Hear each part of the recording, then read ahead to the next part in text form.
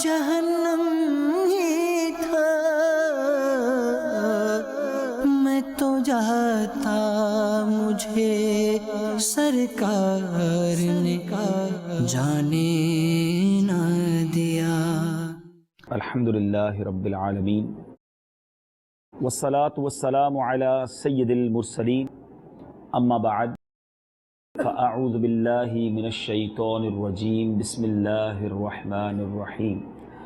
پڑھیے، الصلاة والسلام علیک یا رسول اللہ وعلی آلک واصحابک یا حبیب اللہ، الصلاة والسلام علیک یا نبی اللہ وعلی آلک واصحابک یا نور اللہ۔ درود پاک پڑھنے کے بے شمار فضائل و برکات ہیں۔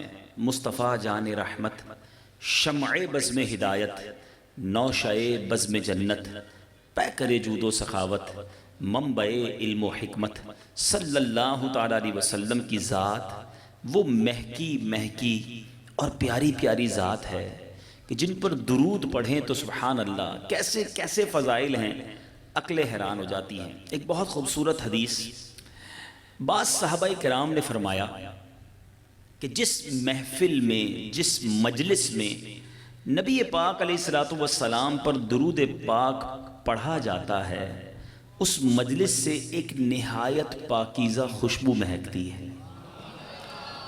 اچھا، خوشبو کیسی مہکتی ہے؟ آپ اور میں اگر کسی عطر والے کی دکان پر جائیں تو جا کر ہم ایک بات ضرور کرتے ہیں کہ بھائی ایسی خوشبو دینا جو دور تک پہنچے اور زیادہ دیر تک رہے۔ نارملی یہ دو باتیں ہم کرتے ہیں عطر والے کے پاس جا کر۔ سنو میرے آقا کے ذکر کی خوشبو کا عالم یہ ہے، فرمایا جس مجلس میں درود پڑھا جاتا ہے اس سے ایک مہک، ایک خوشبو نکلتی ہے اور وہ خوشبو آسمانوں کی بلندیوں تک پہنچ جاتی ہے، اور وہاں فرشتے اس خوشبو کو محسوس کرتے ہیں اور کہتے ہیں کہ زمین پر کوئی مجلس ہے، زمین پر کوئی اجتماع ہو رہا ہے، زمین پر کوئی ذکر مصطفیٰ صلی اللہ تعالی علیہ وسلم کی محفل ہو رہی ہے جہاں نبی پاک پر درود پاک پڑھا جا رہا ہے۔ اللہ اکبر! ذرا غور کیجئے میرے میٹھے اسلامی بھائیوں، پیارے آقا کا ذکر اتنا خوشبودار ہے کہ یہ خوشبو آسمانوں تک پہنچے اور فرشتے محسوس کر لیں۔ اور یہ کیوں نہ ہو؟ سبحان اللہ! ذکر کس کا ہے، بات کس کی ہے، تذکرہ کس کا ہے؟ نبی پاک صلی اللہ تعالی علیہ وسلم وہ عظیم ہستی ہیں کہ جن کے بدن اقدس سے، جن کی ذات سے اس قدر خوشبو نکلا کرتی، جب صحابہ کرام کو نبی پاک کو تلاش کرنا ہوتا نا، ڈھونڈنا ہوتا، تو آج کے دور میں کیا طریقہ ہوتا ہے؟ اب جیسے مجھے یہاں آنا تھا، بڑا اچھا مشورہ دیا اسلامی بھائی نے کہ آپ خود سے نہیں پہنچ سکیں گے۔ واقعی اتنی گلیاں تھیں کہ میں تو شاید نہ پہنچ پاتا۔ انہوں نے مجھے ایک جگہ بتائی، میں وہاں پہنچا اور مجھے یہاں تک لے کر آیا۔ کوئی رہنما تھا تو میں یہاں پہنچا۔ دو طریقے ہوتے ہیں نا، راستہ بتانے والا ہو کہ بھئی یہاں جانا ہے، یا آج کل سائنس کا دور ہے اور انٹرنیٹ کا دور ہے، تو آج کل ایک بڑا آسان ذریعہ یہ ہو گیا ہے کہ لوگ لوکیشن شیئر کر دیتے ہیں انٹرنیٹ کے ذریعے اپنی لوکیشن، یعنی جہاں پر وہ ہیں وہ جگہ کا میپ کے ذریعے لوکیشن شیئر کرتے ہیں۔ بیرون ملک میں بہت زیادہ اس کا استعمال ہے، تو بندہ اپنے نیٹ کے ذریعے بندہ وہ راستہ ڈھونڈتا ہوا وہاں پہنچ جاتا ہے۔ یہ ایک ماڈرن طریقہ ہے، اور دیسی طریقہ یہ ہے کہ جناب کوئی بندہ ساتھ آ جائے، آگے آگے چلے یا راستہ سمجھا دے کہ دائیں چلے جائیں بائیں چلے جائیں۔ یہ دو ہی طریقے ہوتے ہیں۔ صحابہ کرام علیہ رضوان کو جب نبی پاک کو تلاش کرنا ہوتا تھا نا، کسی سے راستہ نہیں پوچھتے تھے، کسی سے معلوم نہیں کرتے تھے کہ نبی پاک کہاں گئے ہیں۔ بریلی کے تاجدار بتاتے ہیں انداز کیا تھا ان کا۔ اعلیٰ حضرت کہتے ہیں کیا مہکتے ہیں مہکنے والے، کیا مہکتے ہیں مہکنے والے، یعنی نبی پاک کی خوشبو سے وہ تلاش کر لیا کرتے کہ آقا کہاں سے گزرے ہیں۔ یعنی جس گلی سے میرے آقا گزرتے تھے وہ گلی، وہ سڑک خوشبودار ہو جایا کرتی۔ کیا شناخت تھی میرے آقا کی راہ گزر کی۔ عاشقوں کے امام لکھتے ہیں عنبر زمین، عبیر ہوا، مشک تر غبار۔ اعلیٰ حضرت کہتے ہیں میرے آقا جس زمین سے گزرتے نا وہ زمین عنبر کی ہو جاتی، غبار جو ہے وہ مشک والا ہو جاتا، ہوا عبیر جیسی ہو جاتی، عنبر زمین، عبیر ہوا، مشک تر غبار، ادنا سے یہ شناخت تیری رہ گزر کی ہے۔ آپ کی رہ گزر کی شناخت یہ ہوتی تھی کہ وہ ہوا ہی خوشبودار ہو جایا کرتی۔ اللہ اکبر، یہ ہے میرے آقا۔ تو جس نبی پاک کے جسم معطر سے خوشبو کا عالم یہ ہے، اس کا ذکر کیوں نہ خوشبودار ہو، ان پر درود پڑھیں تو فرشتے آسمان پر کیوں نہ اس خوشبو کو سونگیں۔ ایک اور بات کرتا ہوں اور ایمان تازہ ہوگا۔ جب بھی یہ باتیں سنتے ہیں نا، ایمان یقیناً تازہ ہوتا ہے کہ آقا علیہ الصلوۃ والسلام کیسے مہکے مہکے، کیسے خوشبودار، اتنے خوشبودار۔ دیکھیں دنیا کا دستور ہے کہ ہم خوشبو کیوں لگاتے ہیں کہ میرے پسینے سے کسی کو تکلیف نہ ہو، میرے پسینے کی بو سے کسی کو تکلیف نہ ہو۔ انسان نارملی باڈی سپرے کرتے ہیں، لوگ لوشن لگاتے ہیں یا جو بھی خوشبو لگاتے ہیں، اس میں ایک کانسیپٹ یہ ہوتا ہے کہ یار پسینے کی بدبو کسی اور کو تکلیف نہ پہنچا، ایسا ہی ہے نا۔ مگر آؤ میں بتاتا ہوں میرے آقا کے پسینے کا عالم کیا تھا۔ ایک صحابی رسول نبی پاک علیہ الصلوۃ والسلام کی بارگاہ میں آئے، عرض کی حضور بچی کی شادی ہے، خوشبو لینی ہے۔ عرب کے لوگ بہت خوشبو استعمال کرتے ہیں، بچی کی شادی کے لیے خوشبو چاہیے۔ پیارے آقا علیہ الصلوۃ والسلام نے پیسے نہ دیے کہ چلو یہ پیسے لو اور عطر والے کی دکان سے خوشبو لے لو، فرمایا کل آنا، ایک کھلے منہ والی شیشی لے کر آنا، ساتھ ایک لکڑی کا ٹکڑا بھی لے آنا۔ صحابی رسول نے ایسا ہی کیا، دوسرے دن آ گئے، سرور کائنات صلی اللہ تعالی علیہ وسلم نے وہ شیشی سامنے رکھی، اپنے مبارک ہاتھوں سے پسینہ نکالنا شروع کیا، پسینہ نکالتے گئے اس شیشی میں بھر دیا۔ بچی کی شادی ہے، دلہن تیار ہے۔ نبی پاک نے فرمایا جاؤ یہ شیشی لے کر اپنی بیٹی سے کہنا جب خوشبو لگانی ہو اس لکڑی کے ٹکڑے کو شیشی میں ڈال کے اپنے جسم پر مل لے۔ صحابی رسول کا عقیدہ دیکھیں، نبی پاک علیہ الصلوۃ والسلام سے یہ نہیں کہا کہ یا رسول اللہ میں نے عطر مانگا، پسینہ دے رہے ہیں۔ اللہ اکبر، بلیف تھا، عقیدہ تھا، محبت تھی، پسینہ لے کے چلے گئے۔ جب آپ کی بیٹی نے، وہ دلہن نے پسینہ لگایا، اتنی خوشبو نکلی کہ وہ گھر مدینہ منورہ میں بیت المطیبین، خوشبوؤں والے گھر کے نام سے مشہور ہو گیا۔ ہم پسینے کی بدبو سے اپنے آپ کو بچاتے ہیں، نبی پاک علیہ الصلوۃ والسلام خوشبو کی جگہ پسینہ عطا فرماتے ہیں۔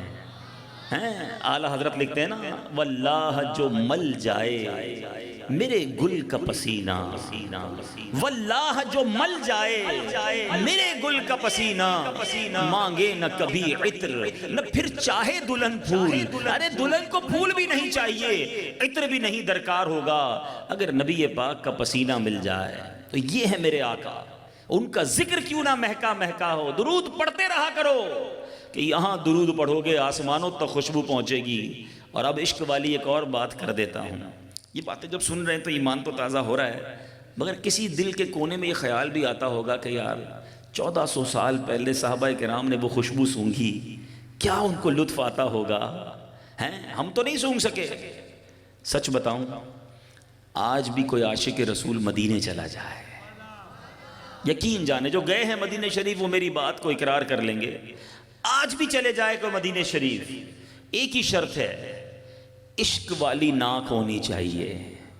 ہاں پھر مدینے میں داخل ہوتے ہی اس کا دل پکار اٹھے گا کہ عرصہ ہوا طیبہ کی گلیوں سے وہ گزرے ہیں۔ کتنا عرصہ ہو گیا؟ more than 1400 years، 1400 سال سے زیادہ وقت ہو گیا ہے۔ ہماری خوشبو 1-2 گھنٹے میں ختم ہو جاتی ہے۔ سنو، عرصہ ہوا طیبہ کی گلیوں سے وہ گزرے ہیں، اس وقت بھی گلیوں میں خوشبو ہے پسینے کی۔ آج بھی گلیاں بتاتی ہیں، آج بھی وہ خوشبو بتاتی ہے کہ مدینہ مدینہ ہے۔ ایک اور شاعر لکھتے ہیں نا، مدینہ تو دور ہو، مدینے سے ہوا آ جائے نا تو مسام دل و دماغ معطر ہو جاتے ہیں۔ شاعر لکھتے ہیں، بات کیا ہے بات باد صبا اتنی کیوں معطر ہے، بات کیا ہے باد صبا اتنی کیوں معطر ہے، سبز سبز گنبد کو چوم کر چلی ہوگی، سبز سبز گنبد کو چوم کر چلی ہوگی۔ اعلیٰ حضرت امام اہل سنت نبی پاک سے اتنی محبت فرماتے ہیں، اللہ کی قسم کسی کو سیکھنا ہونا کہ سرکار علیہ السلام سے محبت کیسے کی جاتی ہے، بریلی کے تاجدار سکھاتے ہیں۔ فرماتے ہیں اعلیٰ حضرت جب بھی کوئی خوبصورت چیز دیکھتے نا تو انہیں پیارے آقا ہی یاد آتے ہیں۔ آج ہم پھول دیکھیں تو پھول میں گم ہو جاتے ہیں، باغ دیکھیں تو باغ میں گم ہو جاتے ہیں، یار کیا باغ ہے، کیا موسم ہے، کیا آسمان ہے، کیا تارے ہیں، ہم اس کی خوبصورتی میں گم ہو جاتے ہیں۔ میرے رضا جب کوئی پیاری چیز دیکھتے انہیں نبی پاک ہی یاد آتے ہیں۔ پھول دیکھتے تو کہتے پھول کیا دیکھوں میری آنکھوں میں، دشت طیبہ کے خار پھرتے ہیں۔ باغ دیکھتے تو فرماتے انہی کی بو مایہ سمن ہے، انہی کا جلوہ چمن چمن ہے، انہی سے گلشن مہک رہے ہیں، انہی کی رنگت گلاب میں ہے۔ اعلیٰ حضرت نے، ہو سکتا ہے کہ اعلیٰ حضرت نے پھولوں کو سونگا ہو اور بڑی خوبصورت سی جو ہے نا خوشبو آئی۔ اعلیٰ حضرت کہتے ہیں کہ آج جو پھولوں میں جو نئی نئی بھینی بھینی خوشبو ہے نا، ایسا لگتا ہے کہ مدینے سے صبا آئی ہے، مدینے سے ہوا آئی ہے اور ان پھولوں کو چوم کر گئی ہے۔ کیا مدینے سے صبا آئی ہے کہ پھولوں میں ہے آج۔ اعلیٰ حضرت لکھتے ہیں کیا مدینے سے صبا آئی ہے کہ پھولوں میں ہے آج، کچھ نئی بو بھینی بھینی پیاری پیاری واہ واہ، آج پھول بڑے مہک رہے ہیں، لگتا ہے مدینے کی ہوا لگ گئی ہے۔ تو اے میرے میٹھے اسلامی بھائیوں، اسی مہکے مہکے آقا مدینے والے مصطفیٰ صلی اللہ تعالیٰ علیہ وسلم کا ہم میلاد منانے جمع ہوئے ہیں۔ اس روایت پر غور کرنا ہے، ادھر درود پڑھو فرشتوں کو آسمانوں پر خوشبو ملتی ہے، تو جو شخص درود پاک زیادہ پڑھے تو پھر کیوں نہ اس کی زندگی بھی مہک جائے، اس کی گناہوں کی گندگی اور بدبو بھی دور ہو جائے، پریشانیاں دور ہوں اور آسانیوں کی خوشبو مہکنا شروع ہو جائے۔ اللہ نے چاہا جو درود پاک کثرت سے پڑھنے والا ہوگا اس کی دنیا بھی مہک جائے گی، قبر میں جائے گا تو قبر بھی مہک جائے گی۔ میں بھی نیت کروں، آپ بھی نیت کریں، مدنی چینل کے ناظرین جو بعد میں سنیں کہ انشاءاللہ روزانہ کثرت کے ساتھ درود پاک پڑھیں گے۔ اچھا کثرت کے ساتھ کیسے پتہ چلے کہ درود پاک پڑھیں گے تو کثرت والے ہو جائیں گے؟ تو سبحان اللہ، میرے پیر و مرشد امیر اہل سنت نے ہمیں مدنی انعامات کا تحفہ دیا ہے۔ تو مدنی انعامات میں ایک مدنی انعام ہے کہ کیا آج آپ نے کم از کم 313 بار درود پاک پڑھ لیا؟ تو اگر 313 بار کم از کم درود پاک روزانہ پڑھ لیا جائے تو بندہ کثرت کے ساتھ درود پاک پڑھنے والوں میں شامل ہو جاتا ہے۔ تو میں بھی نیت کرتا ہوں، آپ بھی نیت کریں کہ روزانہ کثرت کے ساتھ درود پاک پڑھیں گے۔ ایک بار محبت کے ساتھ باواز بلند درود پاک پڑھ لیں، صلو علی الحبیب صلی اللہ تعالی علی محمد صلی اللہ علیہ وسلم۔ سبحان اللہ، میلاد مصطفیٰ کا اجتماع ہے اور نبی پاک علیہ السلام کے اگر کمالات، معجزات، پیارے آقا کی شان کو بیان کیا جائے، سچی بات یہ ہے کہ نہ ہماری اوقات ہے، نہ ہمارے پاس الفاظ ہیں۔ ہم کیا پیارے آقا کی شان بیان کریں جو رب کے حبیب ہیں۔ بڑے بڑے علماء، بڑے بڑے محدثین، بڑے بڑے سیرت نگاروں نے پیارے آقا کی شان لکھی، قلم اٹھائے، مگر ایسا لگتا ہے کہ جس نے بھی قلم اٹھایا آخر میں وہ عاجز آ گیا، وہ بات پوری نہ کر سکا۔ اعلیٰ حضرت امام اہل سنت کہیں لکھتے ہیں سرور کہوں کہ مالک و مولا کہوں تجھے، سرور کہوں کہ مالک و مولا کہوں تجھے، باغ خلیل کا گل زیبا کہوں تجھے، تیرے تو وصف عیب تناہی سے ہیں بری، حیران ہوں میرے شاہ میں کیا کیا کہوں تجھے۔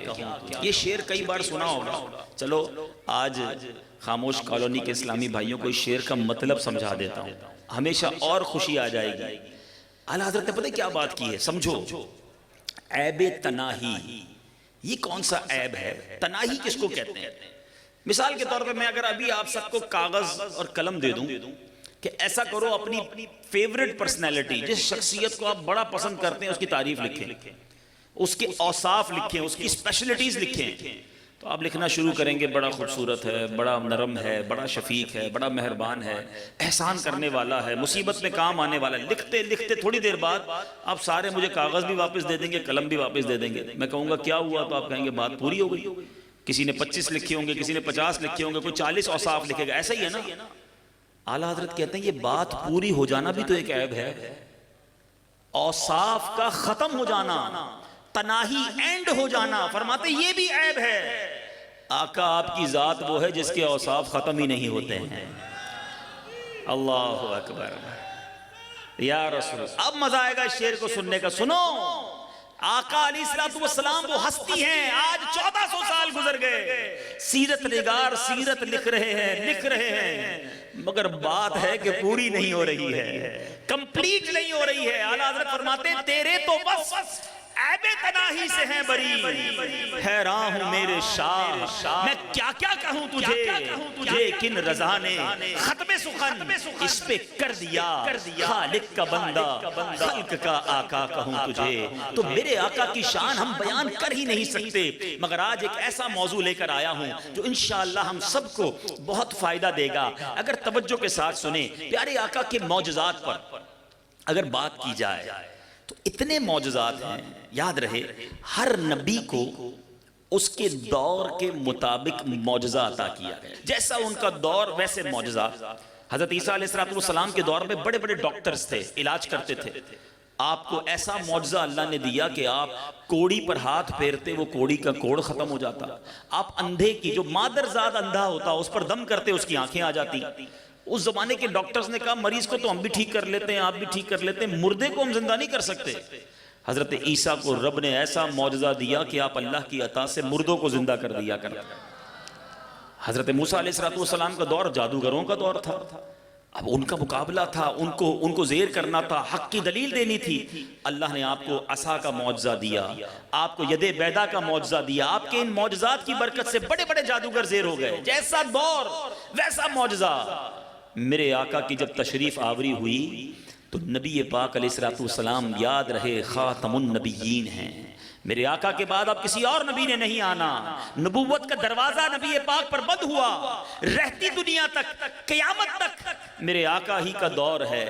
تو اب رب عز و جل نے سرور کائنات صلی اللہ تعالی علیہ وسلم کو جتنے نبی گزرے ان تمام کے مجموعے کے مطابق اتنے معجزات پیارے آقا کو عطا فرما دیے، سارے معجزات، اور صرف وہی نہیں، اور اسپیشل ایکسٹرا جس کو آپ کہیے کہ خصائص کبریٰ کہا گیا حدیث کی کتابوں میں، اسپیشل معجزات جو پہلے کسی اور نبی کو نہیں عطا کیے وہ بھی نبی پاک کو عطا فرمائے گئے۔ ان تمام معجزات کی اگر بات کریں تو عقلیں حیران ہو جاتی ہیں کہ نبی پاک علیہ السلام کی ذات با کمال ذات ہے، کس معجزے کی بات کی جائے۔ ابھی تو جھولے میں ہیں، میرے آقا کی برکتوں کا ظہور شروع ہو جاتا ہے۔ پیارے آقا اپنے جھولے مبارک میں جس طرف چاند کو اشارہ فرماتے چاند اس طرف جھک جاتا۔ صحابہ رسول نے جب پیارے آقا سے بعد میں سوال کیا کہ حضور جب آپ جھولے میں تھے بچپن میں نے دیکھا تھا اب جس طرف انگلی اٹھاتے تھے چاند اس طرف چلے جاتا تھا، سنیے آج مجھ سے اور آپ سے کوئی بات کرے کہ یار بچپن میں آپ یہ کرتے تھے تو ہم سر جھکا کر سن لیتے ہیں ہاں بھائی ہو سکتا ہے کیا ہوگا، ہمیں کیا یاد ہے ہم نے بچپن میں کیا کیا کیا ہے، جو بڑے کہتے ہیں ہم سنتے رہتے ہیں۔ لیکن نبی پاک کی شان دیکھو، جب صحابی رسول نے عرض کی حضور آپ جب بچپن میں جھولے میں ہوتے تھے میں نے دیکھا آپ جدھر انگلی اٹھاتے اس طرف چاند جھک جاتا۔ پیارے آقا فرماتے ہاں چاند مجھ سے بات کرتا تھا، میں اس سے بات کرتا تھا، چاند کے اللہ کی بارگاہ میں سجدے کی آواز میں سنتا تھا۔ میرے آقا کی سماعت کا عالم یہ ہے، فرماتے میں لوح محفوظ پر چلنے والے قلم کی آواز سنا کرتا تھا۔ نبی پاک کی سماعت کی کیا شان ہے، جبھی تو اعلیٰ حضرت کہتے ہیں دور و نزدیک کے سننے والے وہ کان لالے کرامت پہ لاکھوں سلام۔ پیارے آقا کی اپروچ، نبی پاک کی شان دیکھو کہ زمین پر رہ کر جس طرف اشارہ کریں چاند اس طرف جھک جائے۔ آج کے بچوں کو ہم کھلونا دیتے ہیں. اللہ اکبر. نبی پاک کا کھلونا بھی نور کا تھا. بریلی کے تاجدار لکھتے ہیں نا, چاند جھک جاتا جدھر انگلی اٹھاتے مہد میں, چاند جھک جاتا جدھر انگلی اٹھاتے مہد میں, کیا ہی چلتا تھا اشاروں پر کھلونا نور کا. یہ شان میرے آقا کی ہے. اب نبی پاک نے کفار مکہ کی, جناب جب انہوں نے کہا کہ اگر آپ سچے نبی ہیں کوئی نشانی دیجئے, میرے آقا نے زمین پر کھڑے ہو کر چاند کو اشارہ فرمایا. وہ چاند دو ٹکڑے ہو گیا. میرے آقا نے مولا علی کی نماز کے لیے ہاتھ اٹھائے, سورج کو واپس پلٹا دیا. کبھی تو ابو جہل کی مٹھی میں کنکریاں کلمہ پڑھ رہی ہیں, کبھی درخت سلام کو حاضری دے رہے ہیں. صحابہ کرام کبھی ٹوٹے بازو, ٹوٹی پنڈلیاں لے کر آتے, نکلی آنکھ لاتے.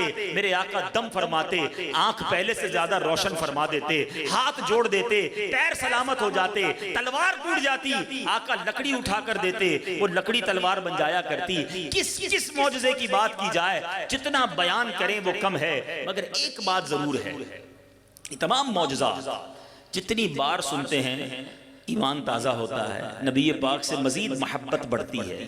مگر ایک بات اور بھی ذہن میں آتی ہے کہ صحابہ کتنے خوش نصیب تھے, انہوں نے یہ سارے معجزات دیکھے, اپنی آنکھوں سے دیکھا, اپنی آنکھوں سے سورج کو پلٹتے دیکھا, اپنی آنکھوں سے چاند ٹکڑے ہوتے دیکھا. کھاری کنویں ہوتے تھے, نمکین پانی کئی علاقوں میں آتا ہے, بورنگ میں بھی بعض اوقات بڑا نمکین پانی نکل آتا ہے. سنا ہے آج بڑے بڑے فلٹر پلانٹ لگے ہیں. صحابہ کرام کے پاس کیا بڑی نعمت تھی, دور دور سے آتے, کہتے حضور ہمارے علاقے کا کنواں بڑا کھارا ہے, پیارے آقا کرم کیجئے. یا تو نبی پاک خود کنویں پہ چلے جاتے, یا اپنے منہ مبارک کا کلی کر کے پانی دیتے, پانی میٹھا ہو جایا کرتا تھا. کس معجزے کی بات کی جائے, صحابہ یہ دیکھ رہے تھے اور ایمان تازہ ہو رہا تھا. مگر آج ہم 1400 سال بعد بات کر رہے ہیں, خوشی تو بڑی ہے, ایمان بھی تازہ ہوتا ہے. مگر ایک بات تو ہے نا, دیکھ نہیں سکے. مگر آپ کو پتا ہے, اے خاموش کالونی میں جمع ہونے والے عاشقان رسول, ایک معجزہ ایسا ہے جو آج بھی ہمارے درمیان ہے, جو آج بھی ہم اس کی برکتیں لوٹ سکتے ہیں. اور ایک اور مزے کی بات بتاؤں, اتنے سارے معجزات ہیں نا, اس معجزے کو جس کا میں نے تذکرہ کرنا ہے, اس کو علماء نے اعظم المعجزات کہا. the biggest miracle, سب سے بڑا معجزہ وہ ہمارے درمیان ہے. اور وہ معجزہ کیا ہے؟ قرآن مجید فرقان حمید. یہ میرے آقا کا وہ معجزہ ہے جو نبی پاک کے قلب اقدس پہ نازل ہوا. اللہ نے نبی پاک کے سینے کو وہ طاقت عطا فرمائی کہ قرآن کا وہاں ظہور ہوا. میٹھے اسلامی بھائیوں, جو نزول قرآن ہوا اس کے بعد یہ قرآن آج ہمارے درمیان ہے. میں تو لاجیکلی عقلی 2-3 باتیں آپ کو سمجھانا چاہتا ہوں. دنیا میں کوئی کتاب آپ کو بڑی پسند ہو, کتنی بار پڑھو گے؟ 1 بار, 2 بار, 4 بار, 5 بار. پھر کیا کرو گے؟ لائبریری میں رکھتے ہو, بہت پسند ہے, 5 بار پڑھ لی. اب کتنی بار پڑھو اس کو؟ قرآن وہ کتاب ہے 1000 بار پڑھو ہر بار نیا لطف دیتا ہے. قرآن پڑھنے سے دل نہیں بھرتا. اچھا 1400 سال سے زیادہ وقت گزر گیا, زبر زیر پیش کی تبدیلی نہیں ہو سکتی, نہ ہوگی. کیوں؟ رب کریم نے اس کی حفاظت کا ذمہ خود لیا. اچھا پھر قرآن وہ عظیم کتاب ہے, اچھا پڑھنے والا مل جائے, اچھا قاری مل جائے, بندے کو سمجھ نہیں آتا مگر خود ہی آنکھوں سے آنسو نکلنا شروع ہو جاتے ہیں. یہ قرآن کی حلاوت ہے جو دل میں محسوس ہوتی ہے. اور آگے چلیے, یہ ماشاءاللہ اتنے سارے مدنی منع بیٹھے ہیں 5, 7, 8 سال کے. ہم نے خود دیکھا کئی ایسے بچے ہیں جن کو اپنی زبان سے ہی بولنا نہیں آتی, مگر پورا قرآن ان کے دل میں محفوظ ہو جاتا ہے. یہ دنیا میں اور کوئی کتاب نہیں ہے جو کروڑوں دلوں میں محفوظ ہے. اللہ نے اس کی حفاظت کا انتظام کیا. یہ قرآن میرے اور آپ کے درمیان ہے. اے میلاد منانے والوں, سرکار علیہ الصلوۃ والسلام سے محبت کرنے والوں, میں آپ سے ایک سوال کرنا چاہتا ہوں. کتنی بار ہم روزانہ قرآن کو دیکھتے ہیں؟ اللہ کا کلام ہے, ہم میں سے کس کس کو پڑھنے آتا ہے؟ معذرت کے ساتھ آج ہمیں موبائل چلانا آتا ہے, آج ہمیں بہت سارے کام, کسی کو گاڑی چلانا آتی ہے, کسی کو اسکوٹر چلانا آتی ہے, کسی کو ٹائپنگ کرنا آتی ہے, کسی کو کمپیوٹر آتا ہے, کوئی کس ہنر میں ماہر, کوئی الیکٹریشن, کوئی پلمبر. جس کام کی تمہیں ضرورت پڑی تم سیکھتے گئے. قرآن سیکھنے کا وقت نہ ملا, قرآن پڑھنے کا موقع نہ ملا. بتائیے قرآن کس کی کتاب ہے؟ جواب دیجئے. کس کی کتاب ہے؟ کس کا پیغام ہے؟ اللہ کا۔ کس کا پیغام ہے؟ زور سے کہیے نا۔ اللہ کا پیغام ہمارے لیے کلام اللہ کہا گیا نا۔ اب میں آپ سے ایک سوال کرتا ہوں، آپ میں سے کوئی پنجاب جائے یا کسی اور ملک میں چلا جائے اور بڑی محبت بڑے پیار سے اپنے گھر والوں کو خط لکھے، یا تو خط لکھے یا میسج کرے، آج کا دور واٹس ایپ کا ہے، ای میل کا ہے، فون کا ہے، کسی نے پیغام بھیجا اپنے بچوں کو، اپنے گھر والوں کو، بڑی محبت سے، دور ہے وطن سے، یاد آ رہی ہے، اپنے بیوی بچوں کو اس نے پیغام بھیج دیا، اور 3-4 دن بعد، 1 ہفتے بعد اس نے رابطہ کیا کہ میرا وہ خط مل گیا جو میں نے بھیجا تھا، یا میرا وہ وائس میسج مل گیا، اور آپ کے گھر والے کہیں ہاں مل گیا، آپ کہیں کہ آپ نے سنا یا پڑھا، تو وہ آپ کو جواب دے نہیں، پڑھنے کا ٹائم نہیں ملا، مل تو گیا لیکن سننے کا ٹائم نہیں ملا۔ سچ بتاؤ کیسا لگے گا؟ اچھا لگے گا یا برا لگے گا کہ یار اتنا دور سے، اتنی محبت سے میں نے اپنی فیملی کو خط لکھا، ان کو وائس میسج بھیجا، ان کو مل بھی گیا، سنا بھی نہیں، پڑھا بھی نہیں۔ اب میں آپ سے پوچھتا ہوں، قیامت کے دن اللہ کو کیا جواب دو گے کہ یا اللہ قرآن مل گیا، پڑھنے کا ٹائم نہیں ملا؟ ہاں قرآن تھا ہمارے پاس، گھر میں بھی رکھا ہوا تھا، جب بھی نیا گھر لیتا تھا قرآن اس میں بالکل رکھتا تھا، نئی دکان میں ختم بھی کروایا، خود پڑھنا نہیں آتا تھا، نہ پڑھنے کا ٹائم ملا، بڑا بیزی تھا نا، کاروبار چلتا تھا، نوکری کرتا تھا، دوستوں میں بھی تو بیٹھنا تھا، گپ شپ بھی رات کو لگانی تھی، موبائل فون میں بڑا ٹائم دینا تھا، قرآن پڑھنے کا ٹائم نہیں ملا۔ بتائیے یہ جواب ہے؟ اللہ کو یہ جواب دے سکو گے قیامت کے دن اللہ کی بارگاہ میں؟ میرے آقا علیہ السلام فرماتے ہیں جس کا مضمون ہے وہ دل ویران ہے جس میں کچھ قرآن نہیں۔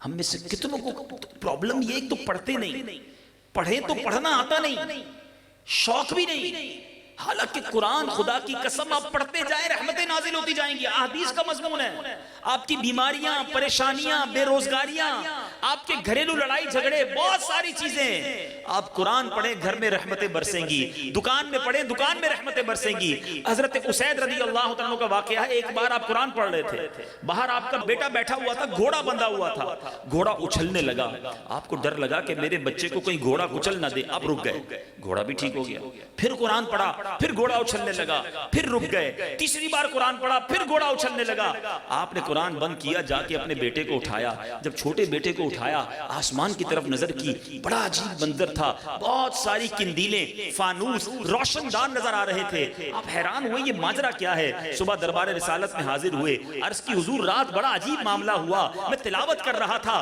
گھوڑا اچھلنے لگا، باہر آیا تو اوپر فانوس سے نظر آئے۔ اللہ اکبر، کونین کے والی صلی اللہ تعالی علیہ وسلم نے فرمایا اے اسید اگر تم قرآن پڑھتے رہتے، یہ اللہ کے فرشتے تھے جو تلاوت سن کر نیچے نازل ہو رہے تھے، اگر تم قرآن کی تلاوت جاری رکھتے صبح سارا شہر فرشتوں کا دیدار کر لیتا۔ یہ ہے قرآن، یہ ہے اس کی تلاوت۔ ہمارے پاس ٹائم ہی نہیں ہے، ہم نے پڑھنا ہی نہیں ہے۔ کیا ایسا نہیں ہو سکتا کہ اس بار میلاد میں ہم قرآن سیکھنے والے بھی بن جائیں؟ لوگ کہیں کہ یار آپ نے روز تلاوت شروع کر دی، ہم کہیں بس جس نبی کا میلاد منایا ہے ان کا سب سے بڑا معجزہ قرآن ہے، ان پر یہ کتاب نازل ہوئی ہے، میں مسلمان قرآن نہیں پڑھوں گا تو کون قرآن پڑھے گا؟ بس میں نے قرآن سیکھنا شروع کر دیا، اب میں سوتا نہیں ہوں اس وقت تک جب تک قرآن نہ پڑھ دوں۔ ارے لوگوں کی صبح نہیں ہوتی جب تک اخبار نہ پڑھیں، جب تک خبریں نہ پڑھیں، جب تک میسج چیک نہ کریں، صبح اٹھنے کے بعد پہلا کام یہ ہوتا ہے یار موبائل کے میسج چیک کر لوں، کوئی ضروری میسج نہ رہ جائے۔ تمہیں دنیا کے میسج کی فکر ہے، اللہ کے پیغام کی کوئی فکر نہیں ہے۔ یاد رکھیے قرآن میں 80 سے زیادہ مقامات پر یا ایھا الذین آمنو، اے ایمان والو، اے ایمان والو کہہ کر اللہ نے مجھ سے اور آپ سے بات کی ہے۔ جی ہاں آپ سے بات کی ہے، ایمان والے ہو نا؟ اللہ نے مجھے اور آپ کو فرمایا ہے کچھ، اے ایمان والو، اے ایمان والو۔ ویسے تو پورا قرآن پڑھنا چاہیے تھا یار، کم از کم 80 مقامات تو پڑھ لیتے، کسی عالم دین کے قدم پکڑتے کہ حضور آپ کی مہربانی مجھے یہ بتا دیں کہ اللہ نے مجھ سے کیا فرمایا قرآن میں روز آؤں گا آپ کے پاس، 15 منٹ کے لیے آؤں گا، آدھے گھنٹے کے لیے آؤں گا، مجھے روز کی ایک آیت بتا دو کہ میرے اللہ نے مجھ سے کیا بات کی ہے۔ میں کیا جواب دوں گا اللہ کو کہ پڑھا ہی نہیں؟ نہ کرو ایسا، قرآن سے دور رہ کر زندگی اچھی نہیں ہے۔ قرآن اگر آپ کے سینے میں ہے نا، یہ قرآن آپ کی شفاعت کرے گا۔ خوش نصیب ہیں وہ ماں باپ جو اپنے بچوں کو قرآن پڑھاتے ہیں۔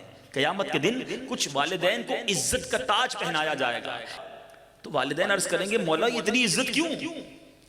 تو ارشاد ہوگا تمہارے بچے کے قرآن تھامنے کی وجہ سے، قرآن پڑھنے کی وجہ سے۔ آج ہمارے بچوں کو بھی قرآن نہیں آتا کیونکہ ماں باپ بھی نہیں پڑھتے قرآن۔ لوگ باتیں کرتے ہیں یار میرا بچہ بڑا فاسٹ ہے آج کل، کیا کرتا ہے فوراً میرا موبائل سیٹ کر دیتا ہے، سارے سافٹ ویئر چلانا آتے ہیں۔ ارے بھائی میرا بچہ کمپیوٹر میں ماسٹر ہے، انگریزی بڑی اچھی بولتا ہے۔ میں آپ سے پوچھتا ہوں آپ کا بچہ انگریزی بول کر، سافٹ ویئر چلا کر، موبائل چلا کر، کمپیوٹر چلا کر آپ کے کچھ گھر کے پرزے ٹھیک کر کے آپ کو ایصال ثواب کرے گا مرنے کے بعد؟ یا بچے کو قرآن آتا ہوگا تو ماں باپ کے لیے وہ ایصال ثواب کرے گا۔ اللہ بچوں کی وجہ سے ماں باپ کو کیسی برکتیں دیتا ہے۔ ایک بار حضرت عیسیٰ علیہ السلام کا ایک قبر کے پاس سے گزر ہوا، آپ نے دیکھا کہ قبر میں عذاب ہو رہا ہے۔ تھوڑے عرصے کے بعد آپ پھر گزرے، قبر میں نور و تجلیات کی بارش۔ آپ نے کہا مالک یہ کیا معاملہ؟ ارشاد فرمایا اے عیسیٰ جب یہ بندہ مرا تھا بڑا گناہگار تھا، مگر اپنی بیوی کو حاملہ چھوڑ کر مرا تھا، بیوی پریگننٹ تھی۔ مرنے کے بعد اس کے یہاں بیٹا پیدا ہوا، تھوڑا بڑا ہوا تو اس کی بیوی نے، اس کی زوجہ نے بچے کو مدرسے میں بھیجا۔ قاری صاحب نے پڑھایا بسم اللہ الرحمن الرحیم۔ اے عیسیٰ مجھے حیا آئی اس کے باپ کو زمین کے اندر عذاب دوں جس کا بیٹا زمین کے اوپر مجھے رحمان اور رحیم کے نام سے پکار رہا ہے۔ اے عیسیٰ اس بچے کے رحمان اور رحیم کہنے کی برکت سے اس کے والد سے میں نے عذاب کو دور کر دیا۔ ایسی اولاد چھوڑ کے مرو گے تو ثواب ملنا ہے نا۔ آج تو گھروں میں فلمیں، ڈرامے، ناچ، گانے ہم نے ایسے لگائے ہیں کہ بچے بار بھی گالیاں دے رہے ہوتے ہیں، بار بھی ناچ رہے ہوتے ہیں، گانے گنگنا رہے ہوتے ہیں۔ ان ماں باپ کو فکر نہیں کہ میرے مرنے کے بعد میری اولاد کا کیا ہوگا۔ اے میلاد منانے والوں، نبی پاک علیہ السلام سے محبت کا تقاضا یہ ہے تلاوت کریں، نمازیں پڑھیں۔ ہم نیازی ضرور ہیں، بالکل نیاز کھانا چاہیے، پکانا چاہیے، بانٹنا چاہیے، اچھی بات ہے، مگر نیازی بعد میں ہیں، نمازی پہلے ہیں۔ میلاد منانے والے کی نماز کیسے قضا ہو جائے؟ سوچئے نا یہ کیسی غلامی ہے۔ خدا را سمجھیے، اور قرآن جب آپ پڑھنے لگیں گے نا پھر سمجھیں گے، اس کو انڈرسٹینڈ کریں گے۔ اللہ اکبر، قرآن میں کیسے کیسے واقعات ہیں، اتنے دلچسپ، اتنے انوکھے، ایسی سٹوریز ہیں، ایسے واقعات ہیں کہ عقل حیران ہو جاتی ہے، مگر نہ ہمیں پتا نہ ہمارے بچوں کو پتا۔ میں آپ سے پوچھتا ہوں، آپ کو اگر میری بات یوں سمجھ نہ آ رہی ہو نا، ایک چھوٹا سا گھر میں ایکسپیریمنٹ کیجئے گا، ایک تجربہ، آج نہیں تو کل کر لیجئے گا جب موقع ملے۔ اپنے بچوں کو، اپنے گھر والوں کو، اپنی فیملی ممبرز کو جمع کر کے سب کے ہاتھ میں ایک کاپی اور کاغذ اور قلم دے دیں، کہ بیٹا لکھو، پہلے صفحے پر لکھو کہ آپ کو کتنے کھلاڑیوں کے نام یاد ہیں، کرکٹرز اور فٹ بالر ملا کر۔ تو لکھتے لکھتے وہ کہیں گے ایک صفحہ تو تھوڑا ہے، 2-3 صفحے بھر دیں گے۔ کہ اچھا بیٹا اب لکھو کتنے، معاذ اللہ دل مزہ نہیں آ رہا بولتے، میں چوٹ کر رہا ہوں، کتنے اداکاروں کے، گلوکاروں کے نام یاد ہیں؟ شاید وہ بھی 2-3 صفحے بھر دیں گے۔ اچھا اب یہ لکھو کتنے سیاست دانوں کے نام یاد ہیں؟ وہ بھی بہت ساری نام لکھ دیں گے۔ پھر کہنا اچھا اب لکھو کتنے نبیوں کے نام یاد ہیں۔ اگلے صفحے پہ کہنا کتنے صحابہ کے نام یاد ہیں۔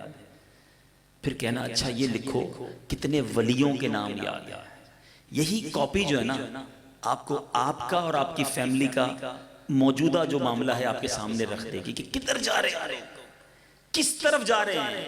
پیارے آقا علیہ السلام سے محبت کا تقاضا کیا ہے۔ سنو، میں اپنے بیان کے آخر میں آپ کو ایک ایسا واقعہ سنانا چاہتا ہوں جو مزید اس بات کو واضح کر دے گا کہ اصل غلامی کہتے کس کو ہیں، اصل جس کو کہیں کنیکشن کس کو کہتے ہیں۔ اعلیٰ حضرت امام اہل سنت کی بارگاہ میں کچھ لوگ حاضر ہوئے، کہا حضور ہمارے قریب ہی ایک ریاست ہے اور اس ریاست کا نام ہے نان پارا۔ اس ریاست کے نواب جو ہے نا وہ اس کا لوگ قصیدہ لکھتے ہیں، اس کی شان لکھتے ہیں، شاعر وہ سنتا ہے، خوش ہوتا ہے، انعام دیتا ہے۔ آپ بھی لکھ دیں، آپ بڑے شاعر ہیں، آپ کے پاس تو شاندار قلم ہے، آپ لکھیں گے آپ کو بھی اچھا انعام مل جائے گا، انعام ملے گا تو آپ کے کام ٹھیک ہو جائیں گے، آپ کے کچھ کام رکے ہوں گے وہ حل ہو جائیں گے۔ امام عشق و محبت، مجدد دین و ملت، پروانہ شمع رسالت، میرے آقا نعمت امام احمد رضا خان علیہ رحمت الرحمن نے قلم اٹھایا. قلم اٹھا کر کسی دنیا کے نواب کی شان نہیں لکھی، اپنے آقا کی شان لکھی. اور کلام بھی وہ لکھا، علماء بیٹھے ہیں اس کلام پر کئی بیان ہو سکتے ہیں. اعلیٰ حضرت لکھتے ہیں وہ کمال حسن حضور ہے، وہ کمال حسن حضور ہے کہ گمان نقص جہاں نہیں، یہی پھول خار سے دور ہے، یہی شمع ہے کہ دھواں نہیں. اعلیٰ حضرت کہتے ہیں نقص تو دور کی بات، آقا کی شان وہ ہے جہاں گمان بھی نہیں ہے، امیجنیشن بھی نقص کا نہیں ہے. پھول بڑا اچھا ہوتا ہے مگر کانٹا اچھا نہیں لگتا اس کے ساتھ. شمع بڑی خوبصورت ہوتی ہے، موم بتی، مگر دھواں اس کا اچھا نہیں لگتا.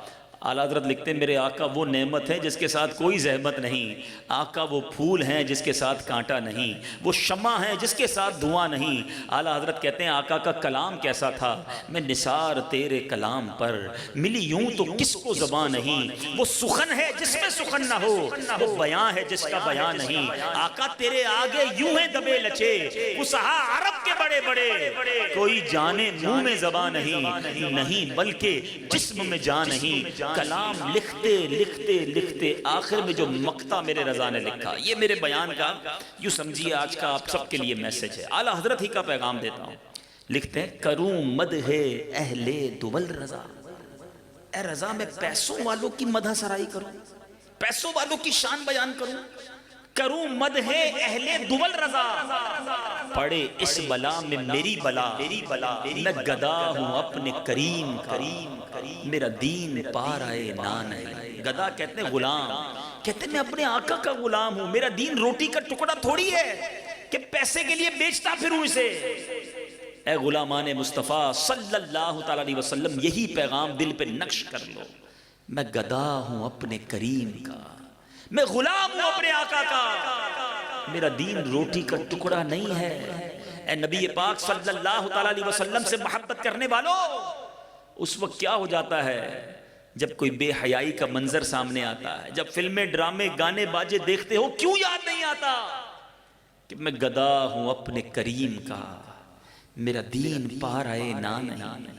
سود کا کام، رشوت کا کام، حرام کام کرتے وقت، جوا کھیلتے وقت، معاذ اللہ شراب کے اڈوں پہ جاتے وقت، نشہ کرتے وقت، گندے برے دوستوں کے ساتھ بیٹھتے وقت کیوں یاد نہیں آتا کہ میں گدا ہوں اپنے کریم کا، میرا دین پار آئے نہ نہیں. میں کیسے نبی پاک کی غلامی کو بھول جاؤں. میرے میٹھے اسلامی بھائیوں، آج کے اس اجتماع کو جو ہے نا اپنی زندگی کا ٹرننگ پوائنٹ بنا دیں، ہماری زندگی میں تبدیلی آ جائے. کوئی دوست کہے کہ یار آپ نے نمازیں شروع کر دی، آپ فجر بھی پڑھ رہے ہیں، 5 نمازیں پڑھ رہے ہیں، تو میں جواب دوں ہاں میں نے 5 وقت نماز کی نیت کر لی ہے.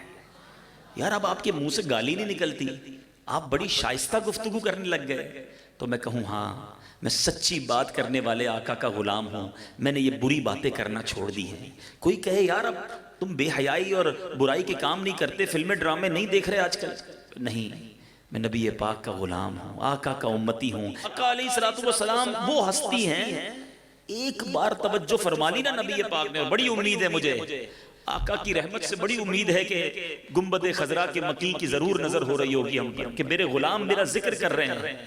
شاعر لکھتے ہیں یاد رکھو اگر اٹھ گئی ایک نظر، بس ایک توجہ ہونے کی دیر ہے. غمگین ہونا، بیمار ہو، پریشان ہو، قرضدار ہو، سنو گھبرانا نہیں، بس پیارے آقا سے سچی دوستی کر لو، ان کی سچی غلامی اختیار کر لو، کیونکہ یاد رکھو اگر اٹھ گئی ایک نظر، جتنے خالی ہیں سب جام بھر جائیں. لوگ ملتے ہیں، پرچیاں بھی آتی ہیں کہ بڑے پریشان ہیں، کاروبار خراب، قرض میں ڈوب گیا، بچے بیمار، فیملی پریشانی، مصیبتیں ہی مصیبتیں، بڑے پیچ ہیں زندگی میں.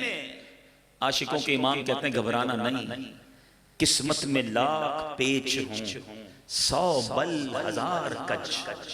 کہتے ہیں قسمت میں بہت ساری پرابلمز ہو نا، گھبرانا نہیں. قسمت میں لاکھ پیچ ہوں، 100 بل 1000 کچ. آقا یہ ساری گتھی ایک تیری سیدھی نظر کی ہے. ایک نظر پڑھنے کی دیر ہے، سارے کام سیدھے ہو جانے ہیں، مگر وہ نظر پڑھنے والے کام بھی تو کر دیں نا. نماز پڑھیں، درود پڑھیں، قرآن پڑھیں، سنتوں پر عمل کریں، حرام کام چھوڑ دیں. یہ رائٹ ٹائم ہے، بہترین موقع ہے بہترین فیصلہ کرنے کا. تو آج انشاءاللہ جو نیت کی ہے انشاءاللہ اس پر بھرپور عمل کریں گے. اچھا اب سوال بڑا اچھا تھا اور اللہ سلامت رکھے میرے ذمہ داران کو کہ بھائی قرآن آپ نے کب پڑھنا ہے؟ تو یار اب تو عمر بھی بڑی ہو گئی، سفید داڑھی ہو گئی، بال بھی سفید ہو گئے، بچوں کے ابا بھی بن گئے، اب کیا مدرسے میں جائیں گے بچوں کے ساتھ ہیں؟ اچھا یہ بڑا عجیب معاملہ ہے. دنیا کی شرم ہے، اللہ کی بارگاہ میں حاضری کی شرم نہیں ہے. سچی بات تو بتاؤں کہ بچوں کے ساتھ بیٹھ کر بھی قرآن پڑھنا پڑے نا تو پڑھنا چاہیے تاکہ میں قرآن پڑھنے والا تو بن جاؤں. لیکن دعوت اسلامی کا کمال دیکھو، بچوں کے لیے الگ مدرسۃ المدینہ بنا دیے اور بڑوں کے لیے مدرسۃ المدینہ بالغان پوری دنیا میں کھول دیے. کوئی فیس نہیں، اور آپ کی آسانی کے لیے کہیں عشاء میں، کہیں مغرب میں، کہیں فجر میں مدرسۃ المدینہ بالغان لگتا ہے، فری آف چارج. آپ سے کوئی فیس نہیں لی جائے گی، بچے بھی نہیں ہوں گے، گھبرانا نہیں، سارے بالغان ہیں نا، بڑے ہی آئیں گے. آپ کے پاس 10 منٹ ہے آ جاؤ، 15 منٹ ہے آ جاؤ، خدا کے واسطے آ جاؤ. مرنے سے پہلے قرآن تو اپنا تلفظ تو درست کر لو. اچھا پتہ اس میں ایک اور چیز لوگوں کو شاید اتنا احساس نہیں ہے کہ یار میں اردو پڑھنا جانتا ہوں تو قرآن بھی پڑھ لوں گا، اردو جیسے ہی تو رسم الخط ہوتے ہیں عربی کے. ایسا نہیں ہے. زمین پر سب سے زیادہ حساس زبان جو ہے نا وہ عربی ہے. یہ بلوچی، سندھی، پنجابی، اردو نہیں ہے کہ جیسی بولو چل جائے گی. نہیں، زبر زیر پیش کا فرق ہوا نا تو اس کا معنی کدھر سے کدھر نکل جائے گا. آپ کو اندازہ شاید نہیں ہے. مثال کے طور پہ میں آپ کو 2-3 مثالیں دے دیتا ہوں تاکہ اندازہ ہو جائے آپ کو. ہم پڑھتے ہیں اہدنا الصراط المستقیم صراط الذین انعمت علیہم، پڑھتے ہیں نا انعمت علیہم. اس کے معنی ہیں جن پر تو نے احسان کیا. اگر کسی کو تلفظ اور اعراب کی اتنی توجہ نہ رہے اور وہ پڑھ دے انعمت علیہم، انعمت علیہم کے معنی ہے جن پر تو نے یعنی اللہ نے احسان کیا. میں اس راستے پر چلا جس پر تو نے احسان کیا. انعمت علیہم کے معنی بن جائے گا جس پر میں نے احسان کیا. اب بتاؤ نمازی گئی، معنی ہی تبدیل ہو گیا نا. اچھا اسی طرح قتل داود جالوتا، قرآن میں یہ الفاظ موجود ہیں، قتل کیا داؤد نے جالوت کو. اور کوئی پڑھ لے قتل داود جالوت، تا کی جگہ تو پڑھ لے، معنی بن جائے گا قتل کیا جالوت نے داؤد کو. ٹوٹلی ڈیفرنٹ، صرف زبر زیر پیش کے فرق سے. ٹھیک ہے. قل هو اللہ احد، کہو کہ اللہ ایک ہے. ٹھیک ہے جناب، یہ معنی ہے نا. قل هو اللہ احد، اللہ ایک ہے. اگر کوئی کہے قل کی جگہ کل، کاف چھوٹے کاف، اس کے معنی بن جائیں گے کھاؤ. احد ایک ہے، احد ہا اور ہا کا فرق آپ کو کئیوں کو تو سمجھ بھی نہیں آ رہا ہوگا کہ احد اور احد میں کیا فرق ہے. ہا اور ہا یہ دو ہا الگ الگ ہیں جن کا پروناؤنسیشن، جس کا تلفظ الگ ہے. معنی بن جائے گا بزدل ہے. معاذ اللہ، جو اللہ کو یہ کہے اس کی نماز فائدہ دے گی، اس کی تلاوت فائدہ دے گی. لوگ کہتے ہیں 20 سال سے قرآن پڑھ رہا ہوں، بھائی سیکھا کدھر؟ روایتوں کا مضمون ہے کچھ قرآن پڑھنے والے ایسے ہیں جن پر خود قرآن لعنت کرتا ہے. تو قرآن سیکھ کر پڑھنا ہے. تو یہ مدرسۃ المدینہ بالغان آپ کے لیے ہے. تھوڑی دیر کے لیے آئیے، آ کر سیکھ لیجئے. سبحان اللہ، حدیث پاک ہے، مسلم شریف کی حدیث ہے جس کا مضمون ہے خیرکم من تعلم القرآن وعلمہ. تم میں بہترین وہ ہے جو قرآن سیکھے اور دوسروں کو سکھائے. ہمارے اس گوٹھ میں خاص طور پر جو اس طرح کے ایریاز ہوتے ہیں، یہاں لوگوں کے تلفظ میں اور بڑی غلطی ہوتی ہے. تو پلیز اس کو اگنور نہ کرنا، اس کو صرف نظر نہ کرنا کہ ٹھیک ہے یار مولانا صاحب بیان کر کے چلے گئے. نہیں، میں یہ چاہتا ہوں کہ جتنے اس پنڈال میں موجود ہیں، جتنے اس اجتماع میں موجود ہیں، ایک ایک اسلامی بھائی، ایک ایک مدنی منا بزرگ، سارے قرآن پڑھنے، صحیح پڑھنے والے بن جائیں. نیت کرتے ہیں انشاءاللہ قرآن سیکھیں گے. آپ یقین کرو آپ کی طبیعت ہری بھری ہو جائے گی. اور ماشاءاللہ اب تو دعوت اسلامی نے اور کمال یہ کر دیا کہ اگر آپ نے قرآن کو سمجھنا بھی ہے، جیسے میں نے کہا کہ صرف پڑھنا نہیں ہے، کیا کیا لکھا ہے اس میں، تو ماشاءاللہ دعوت اسلامی کے اشاعتی ادارے مکتبۃ المدینہ نے بڑی پیاری آسان اردو میں تفسیر قرآن صراط الجنان یہ ہمیں عطا کر دی ہے. 10 جلدیں ہیں، یقیناً 3-4 ہزار روپے کا یہ سیٹ بنتا ہوگا. اب آپ کہیں یار میں اتنا سارا خرچ کروں، سچ بتاؤ کیا قرآن کے لیے اتنا خرچ نہیں کر سکتے؟ نئے کپڑے سلواتے ہیں، نئے جوتے لے لیتے ہیں، پکنک پہ چلے جاتے ہیں۔ تفسیر قرآن آپ کے گھر میں ہوگی نا، تھوڑا تھوڑا پڑھتے بھی رہیں گے اور اس کی برکت گھر پر نازل ہونا شروع ہو جائے گی۔ چلو نہیں کر سکتے خرچہ، اور آسان طریقہ بتا دو، دعوت اسلامی کے پاس سارے سولوشن ہیں، آپ سولوشن طریقہ لینے والے تو بنو۔ اگر نہیں لے سکتے، واقعی غریب ہیں، تو انٹرنیٹ اب بہت آسان سستا ہو گیا ہے۔ اس تمام تفسیر قرآن کو آپ dawat-islami.net، یہ ہماری ویب سائٹ ہے، یہاں سے بغیر کسی پیسے کے آپ فری میں ڈاؤن لوڈ کر سکتے ہیں۔ موبائل میں ڈاؤن لوڈ کر لیں، آپ کو نہیں آتا کسی کو کہیں یار ڈاؤن لوڈ کر دو، میرے موبائل میں تفسیر قرآن آ جائے گی، روزانہ 15 منٹ پڑھتا رہوں گا۔ پڑھنا نہیں آتا، اس کی بہت ساری صورتوں کو دعوت اسلامی نے آڈیو کے ذریعے آواز کے ساتھ ریکارڈ کر کے آپ کے لیے دے دیا ہے۔ میموری کارڈ لے لیں 300 400 500 روپے کا، موبائل میں ڈالیں، روزانہ تفسیر قرآن سننا شروع کر دیں۔ اب نہیں سیکھنا وہ الگ بات ہے، انتظام سارا ہے، تو اب نیت کریں انشاءاللہ روزانہ قرآن پاک پڑھیں گے۔ اللہ تعالی ہم سب کو عمل کرنے کی توفیق عطا فرمائے، آمین بجاہ النبی الامین صلی اللہ تعالی علیہ وسلم۔ میرے اعمال کا بدلہ تو جہنم ہی تھا، میں تو جاتا مجھے سرکار نے جانے